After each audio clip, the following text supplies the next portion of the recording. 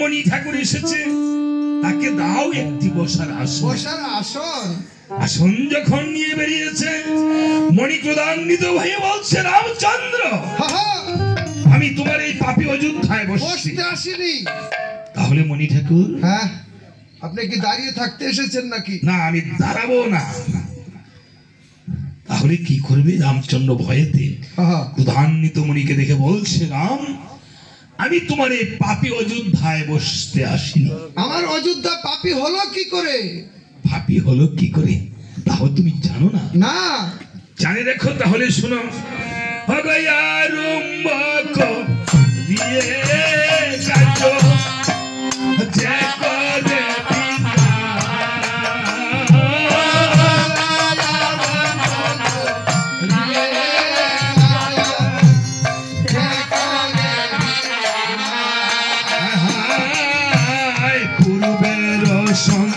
শীত ধর্ম সঙ্গে হয় না,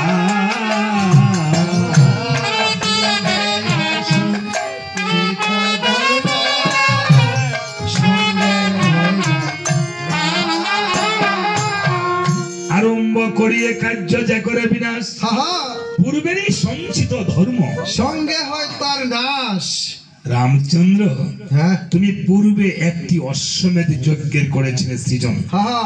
তুমি বলেছিলে যদি তুমি সেই যজ্ঞের পূর্ণাহুতি দিতে পারো, তাহলে আর ধনুক ভান ধরে যুদ্ধ করবে না। কখন? কিন্তু সেই যজ্ঞকালে তপোবনে দুটি বালকের সঙ্গে তোমার হয়ে গেল ঘোরতর রণ, তোমার আর সেই যজ্ঞ হলো না পূরণ, তাই তুমি হয়েছো পাপী।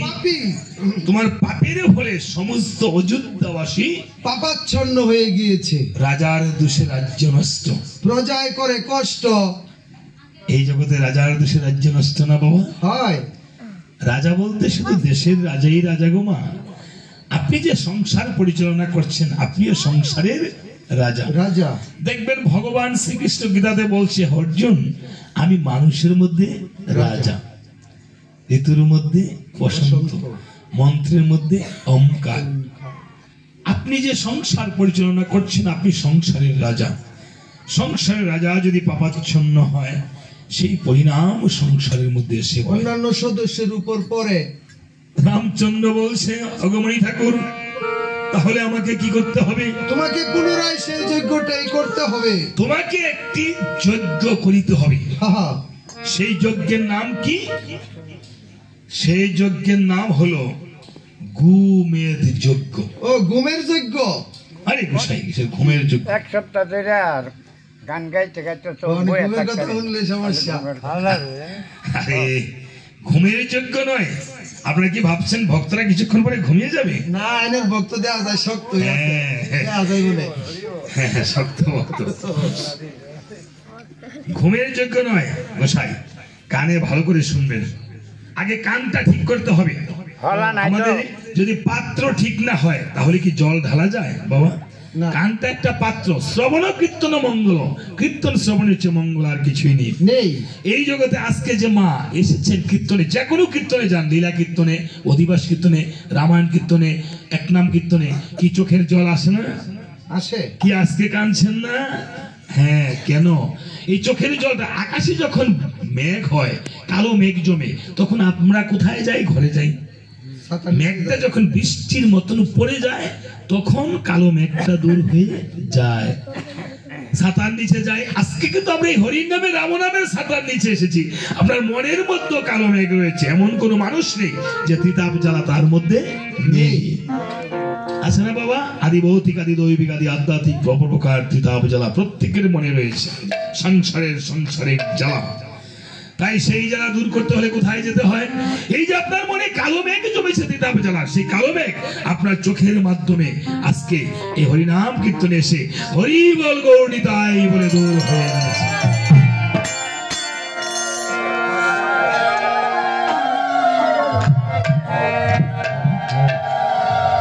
এই হরিনামের ছাতার মধ্যে আসলে, ছাতার নিচে আসলে মনের কালো মেঘ দূর হয়ে যায়।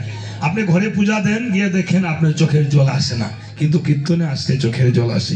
আজকে পর্যন্ত যা পাপ তাপ করেছি, আজকে আমার এই গৌরনিতার সেই মন্দিরের সাথে ভক্তদের চরণ ধরে নিয়ে যেন আমাদের সমস্ত পাপ দূর করে নিয়ে যায়। হরিনারায়ণ, হরিবল, হরিবল।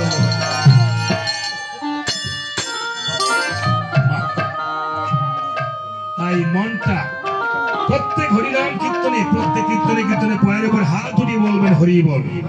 এই দু হাত উঠিয়ে উঠালে আপনার এই দেহের মধ্যে আর কোনো পাপ থাকে না। এটা রাম নামের ছাতায় হাত দুটো।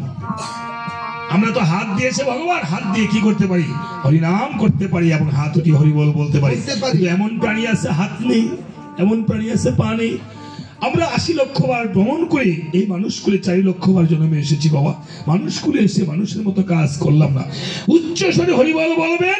আপনার পূর্বপুরুষ যদি কোনো তারা পশু পাখি কুলে আমাদের আশেপাশে থাকে, তাহলে তারা কিন্তু উদ্ধার হয়ে যাবে। যাবে না বাবা? কেন যাবে? এই যে কুকুরটা শুয়ে আছে, বিড়ালটা আসছে, মাছি আসছে, মশা আসছে, তাদের তো কান আছে কিন্তু তারা কথা বলতে পারছে না।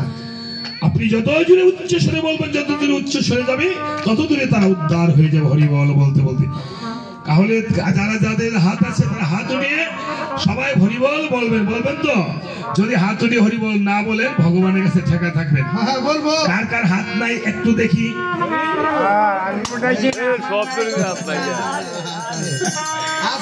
আমি বলছি না কানটা ঠিক করতে হবে, আমি বলছিলাম কার কার হাত নাই। ভেল লেগে গেছে বাবা, একটু ভেল লেগে গেছে। এটাই হরিনাম কীর্তনের গুণ, সবার হাত আছে বাবা। হ্যাঁ, সবাই তাহলে এই গুরুনাম হরিনাম কীর্তনে একটু নাম কীর্তন করবো। হ্যাঁ, এই নামকে কিভাবে আনলে? হাস্ত বাজিয়ে বাজিয়ে যদি কীর্তন করেন, এই হাত বাজিয়ে আপনি কীর্তন করেন না, জয় রাধে হরি বল, যাহার নাম আছে আপনার দেহের মধ্যে কোনো রূপ বিকাশ থাকে নাকি? আমার মহাপ্রভু বলেছেন, এটা আমার মুখের কথা না, আমার প্রভুর কথা, মিথ্যা হতে পারে না। ওই যে সকালে কি জানি রোগ হয়েছে, রোগের লেগে আরে কিসের ডেরাবিস? কি ডায়াবেটিস বলা হয়। ডায়াবেটিস দেখছেন না? কান বাজে, কান হয় না? বাজে কানে বাঁশি বাজে, বাঁশি বাজে কানে বাজে না, বাজে না, বাজে কানে বাজে না, বাজার মতন কান্না হইলে বাজে কানে বাজে না, বাজার মত কান্না হইলে বাজে, সোনার মতো বাজারের মতো কান্না হলে বাঁশি বাজে কানে বাজে না। তাহলে ডেরাবিস নয়, এটাকে ডায়াবেটিস বলা হয়। ডায়াবেটিস, হ্যাঁ। ওই সকালে দৌড়ায় না, কয় বসে দৌড়ানতে কয় রক্তের সুগার বাইরে হাঁপায়, আবার দৌড়ে।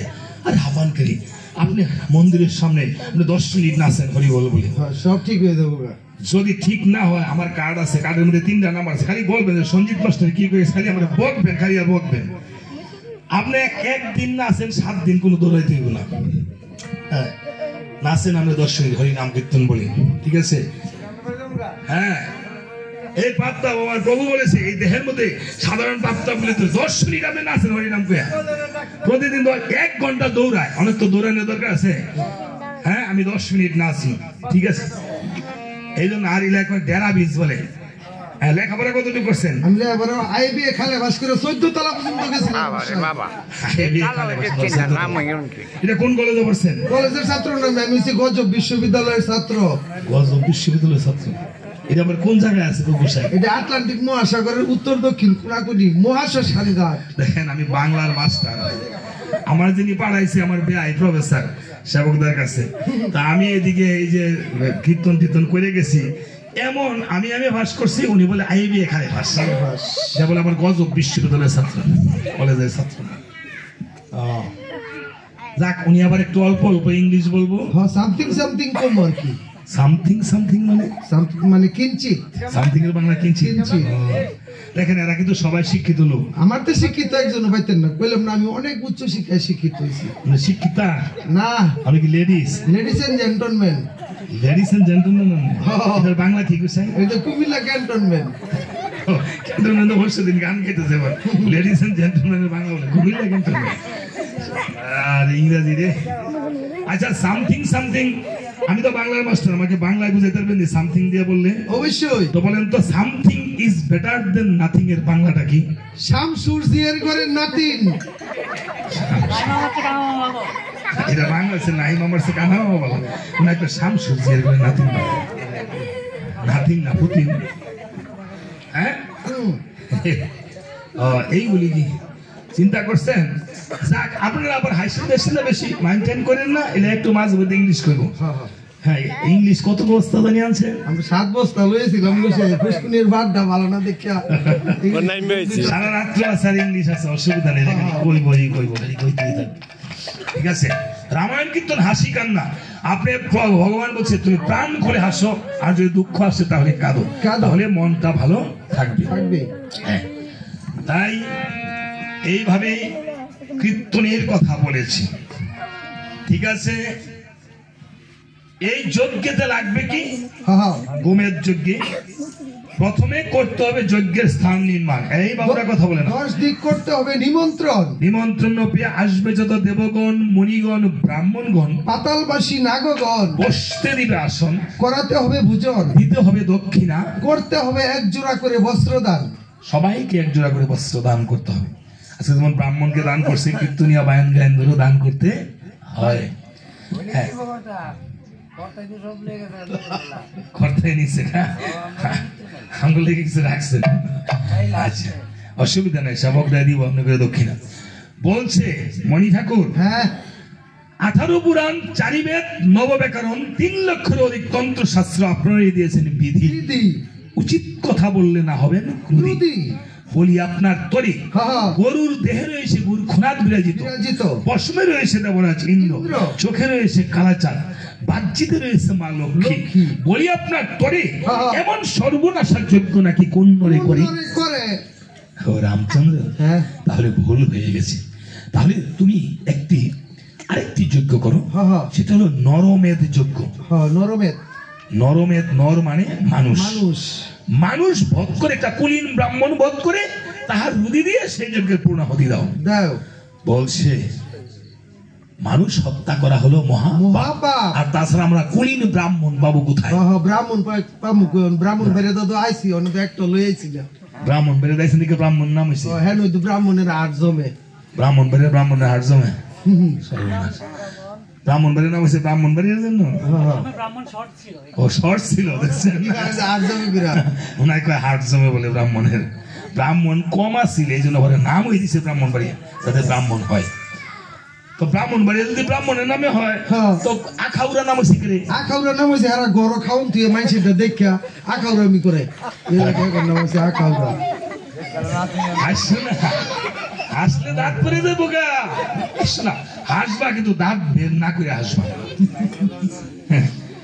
যাতে দাঁত বের না হয়। উনায় আবার একটু আখাউড়া মাখাউড়া থাকে, আইসা দই মিষ্টি ইচ্ছা মতো খাইছে, খায় না বলে। ঠিক আছে, তো আজকে যে আসছেন এটার নাম চয়ের করি, কেটে নাম হয়েছে বলেন?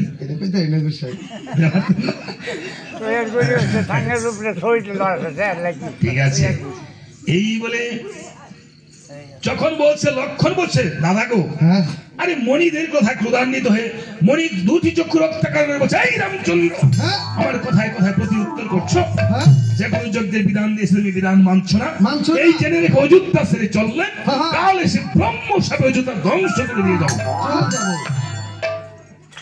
লক্ষণ বলছে ঠাকুর দাদা, হ্যাঁ এসো আমরা এই যজ্ঞটাই পূর্ণ করি। পূর্ণ করি। আমাদের সকল মুনিদের মধ্যে বয়োজ্যেষ্ঠ হলো এই সন্তোষ মুনি, তার নাম সন্তোষ মুনি।